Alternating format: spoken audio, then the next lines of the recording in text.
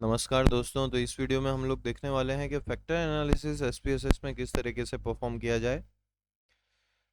हमने last videos में देखा कि क्लस्टर एनालिसिस और उसकी तीन मेथड। क्लस्टर एनालिसिस कैसे करते हैं, तो क्लस्टर एनालिसिस जो है वो ग्रुपिंग करता है आइटम्स का, केसेस का, ऑब्जर्वेशंस का।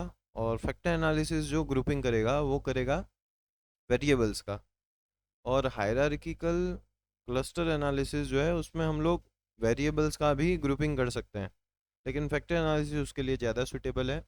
जब हमारे पास बहुत सारे वेरिएबल्स हों, कॉम्प्लेक्स डेटा सेट हो, 20 25 30 वेरिएबल्स हैं या उससे भी ज़्यादा, तो उसको रिड्यूस करने के लिए, नंबर ऑफ़ वेरिएबल्स को रिड्यूस करने के लिए हम लोग रिलेटेड वेरिएबल्स का ग्रुप बना देते हैं। और इसी को हम लोग डेटा रिडक्शन टेक्निक भी कहते हैं, क्योंकि हमारा जो डेटा 30 वेरिएबल का था वो घट के कम होके हो जाएगा 5 या 4 या 6। ठीक है। और इस जो कम होने वाला, जो हम लोग एक्सट्रैक्ट करेंगे, ये 5 वेरिएबल 6 वेरिएबल, इनको हम लोग फैक्टर कहते हैं। इनको लेटेंट वेरिएबल कहा जा सकता है और इन्हीं को कंस्ट्रक्ट भी कहा जा सकता है। और ये एक्सप्लोरेटरी फैक्टर एनालिसिस की मदद से हम लोग एक्सप्लोर करेंगे।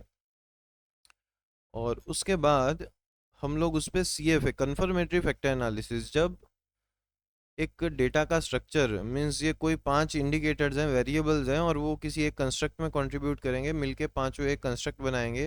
अगर ऐसी कोई थियरी है ऑलरेडी एग्जिस्टिंग, एक स्ट्रक्चर्ड डेटा का ऑलरेडी एग्जिस्टिंग है कहीं थियरी में, लिटरेचर में, तो उस पे जब हम लोग एनालिसिस करते हैं तो उसे हम लोग कन्फर्मेटरी फैक्टर एनालिसिस कहते हैं।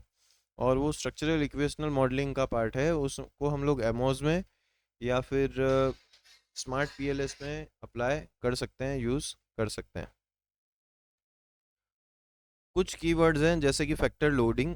तो हर एक जो वेरिएबल है वो फैक्टर में कितना कोरिलेट हो रहा है, उस कोरिलेशन की वैल्यू को हम लोग फैक्टर लोडिंग बोलते हैं। जिस फैक्टर के साथ सबसे ज़्यादा कोरिलेट होगा उसमें वो वेरिएबल जाएगा। आइगन वैल्यू, वो कितना, हर एक फैक्टर कितना वेरिएंस एक्सप्लेन कर रहा है वो बताएगा। जितना ज़्यादा वेरिएंस एक्सप्लेन करेगा, अगर एक से ज़्यादा हो तो वो सिग्निफिकेंट है, इम्पैक्टफुल है, ऐसा माना जाता है। कॉम्युनैलिटीज़ ये बताती है कि जो वेरिएबल है उसका कितना प्रोपोर्शन, ये जो फैक्टर है वो वेरिएंस एक्सप्लेन कर रहा है। मतलब किसी एक वेरिएबल का 60% 70% फैक्टर में आ गया है वेरिएंस, सो वो हमें कॉम्युनैलिटीज से पता चलता है। रोटेशन, जब हमारा डेटा इंटर रिलेटेड हो, वेरिएबल्स इंटर रिलेटेड हो, तो हम लोग वेरीमैक्स रोटेशन का यूज़ करते हैं। सैम्पल साइज 100 से ज़्यादा होना चाहिए। KMO 0.6 से ज़्यादा होना चाहिए। 0.8 से ज़्यादा है तो बहुत अच्छा है, वो सैम्पलिंग एडुकेसी बताता है। बार्टलेट्स टेस्ट ऑफ सिग्निफिकेंस जो है वो हमें बताता है कि हमारा जो डेटा है वो सूटेबल है या नहीं। जो हमारे वेरिएबल है वो फैक्टर एनालिसिस करने के लिए उनके बीच में सफिशिएंट कोरिलेशन है या नहीं। अब हम लोग जाएंगे SPSS के विंडो में और रन करेंगे फैक्टर एनालिसिस।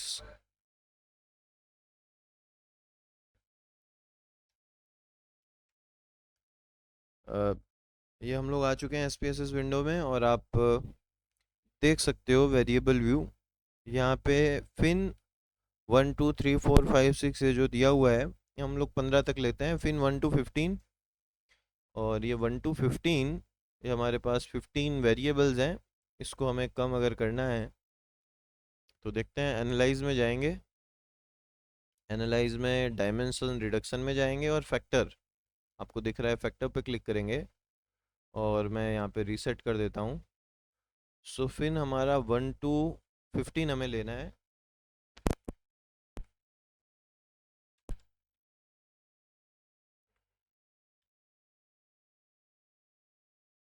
तो 1 to 15 वेरिएबल्स को हमने यहाँ पे वेरिएबल व्यू में एंटर कर दिया है। डिस्क्रिप्टिव स्टेटिस्टिक्स में हम लोग कोएफिशिएंट्स लेंगे, सिग्निफिकेंस लेवल ले सकते हैं, KMO बार्टलेट्स ले लेंगे। एक्सट्रैक्शन में हम लोग एक्सट्रैक्ट करेंगे। अच्छा, हमें कितने factor, fix number of factor अगर चाहिए तो भी हम लोग बता सकते हैं, लेकिन हम लोग आइगन वैल्यू के बेस पे एक्सट्रैक्ट करेंगे कि एक से ज़्यादा हो तो उसको हम लोग सिलेक्ट करेंगे। स्क्री प्लॉट डायग्राम ले लेंगे। मेथड में हम लोग प्रिंसिपल कंपोनेंट मेथड का यूज़ करेंगे। रोटेशन में, क्योंकि अगर वेरिएबल्स हमारे इंटर रिलेटेड है तो हम लोग वेरीमैक्स का यूज़ करेंगे। स्कोर्स को आप सेव कर सकते हो फर्दर एनालिसिस के लिए, रिग्रेशन के लिए, और वो सेव हो जाएंगे आपके डेटा में। कोएफिशिएंट डिस्प्ले फॉर्मेट, तो आप सॉर्ट कर सकते हो उनको बाय साइज।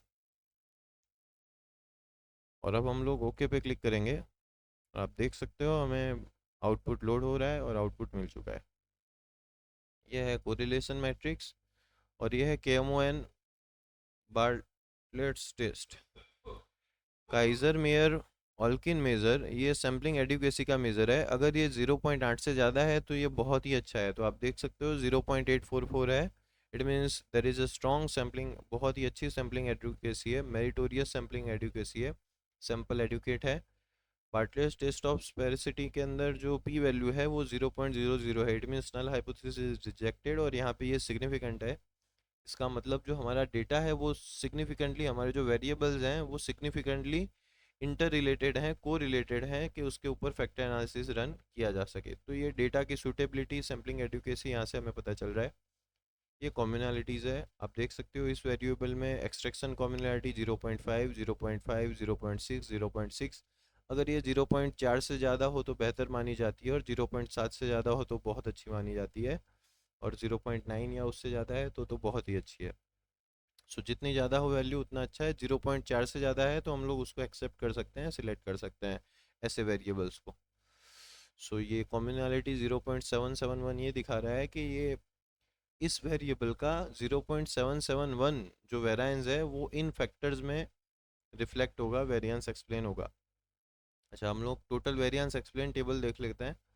इसमें कंपोनेंट हमें मिल रहे हैं 1 2 3 4, टोटल 4 कंपोनेंट में 4 फैक्टर यहाँ पे निकल के आ रहे हैं। फर्स्ट फैक्टर, उसकी जो आइगन वैल्यू है यहाँ पे आपको दी हुई है 4.99, सेकेंड की 1.9, 1.1, और देखो एक से कम के आइगन वैल्यू वाले हम लोग सिलेक्ट नहीं करेंगे। तो टोटल 4 फैक्टर सिलेक्ट हो रहे हैं, और क्यूमुलेटिव वेरिएंस एक्सप्लेन, यहाँ पे आप ये लास्ट कॉलम देख सकते हो, चारों फैक्टर द्वारा 61.763 है। तो क्यूमुलेटिव ये चारों फैक्टर मिलके हमारे डेटा का 61.76 अराउंड 62% वेरिएंस एक्सप्लेन करेंगे। और यहाँ पे भी आप देख सकते हो 1 2 3 4 फैक्टर्स तक हम लोग रख सकते हैं। उसके बाद आपको कंपोनेंट मैट्रिक्स मिल जा रही है। यहाँ पे ये अंदर जो दिया हुआ है ये फैक्टर लोडिंग है, मतलब वेरिएबल 1 ये फर्स्ट कंपोनेंट के साथ, फर्स्ट फैक्टर के साथ उसका कोरिलेशन 0.689 है, तो ये सेकंड वेरिएबल फैक्टर के साथ इतना है, थर्ड के साथ, फोर्थ के साथ। तो जिसके साथ हाईएस्ट है उसको हम लोग सिलेक्ट करेंगे। तो ये हाईएस्ट है, ये 1 में जाएगा। सेकंड वेरिएबल में भी हाईएस्ट है, थर्ड वेरिएबल का भी हाईएस्ट फैक्टर 1 में है। सो इस तरीके से हम लोग देखेंगे और फैक्टर्स एक्सप्लोर करेंगे। तो यहाँ पे हमने सॉर्ट किया हुआ है, तो आप देख सकते हो कि फर्स्ट फैक्टर में अराउंड, हाँ यहाँ तक 1 2 3 4 5 6, ये 6 जो है ये रोटेटेड कंपोनेंट जो है वो, उसमें आप देख सकते हो पहले 6 वेरिएबल फर्स्ट फैक्टर में है। उसके बाद के वेरिएबल्स 1 2 3 4 5, अच्छा ये 5 वेरिएबल जो है वो सेकंड फैक्टर में है, हाईएस्ट इनका फैक्टर लोडिंग यहाँ पे। फिर 1 2, ये दो जो वेरिएबल्स हैं वो थर्ड फैक्टर में, और फोर्थ फैक्टर में सिर्फ एक ही वेरिएबल है।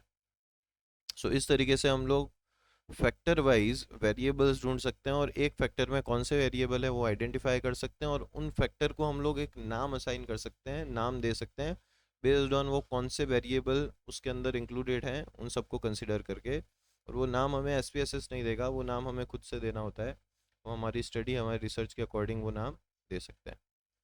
सो ये था फैक्टर एनालिसिस जो आप रन कर सकते हो, और इसके एक्सट्रैक्टेड वैल्यूज़ को आप फर्दर यूज़ कर सकते हो आपके फर्दर एनालिसिस में, स्ट्रक्चरल इक्वेशनल मॉडलिंग में, रिग्रेशन रन करने के लिए। ठीक है, तो इस वीडियो में इतना ही। Thank you.